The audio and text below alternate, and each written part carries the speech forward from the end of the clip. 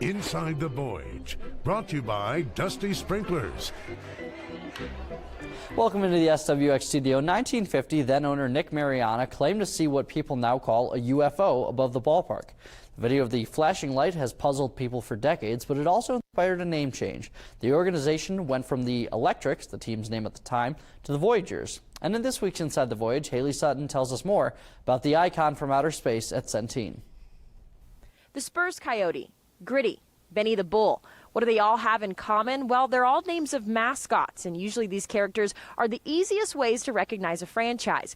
Now, I'm sure they all have a background story, but here in Great Falls, the Voyagers mascot is, well, out of this world. Orbit is the face of the franchise. We always say Great Falls has one celebrity, and that is Orbit. When you visit Centene Stadium, there's three things you're guaranteed to see: the team, supportive fans, and Orbit, the friendly mascot of the Great Falls Voyagers. But how did an alien make his way to Great Falls?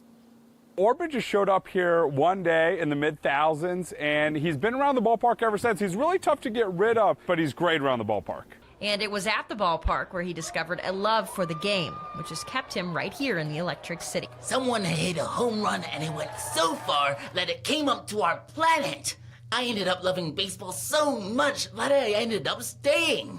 Originally from Planet Baseball, Orbit has now dedicated his time on Earth to learning the sport while bringing smiles to fans one game at a time. We have to watch him every now and then, make sure he's not getting a little too crazy, shooting off, different streamers, stuff like that maybe we have to pick up by hand for 7, 8, 24 straight hours. But obviously, Orbit cares about the fans and cares about baseball and cares about the Voyagers. He loves going to schools, parades, anywhere there's a crowd, Orbit wants to be. He is not exactly a loner.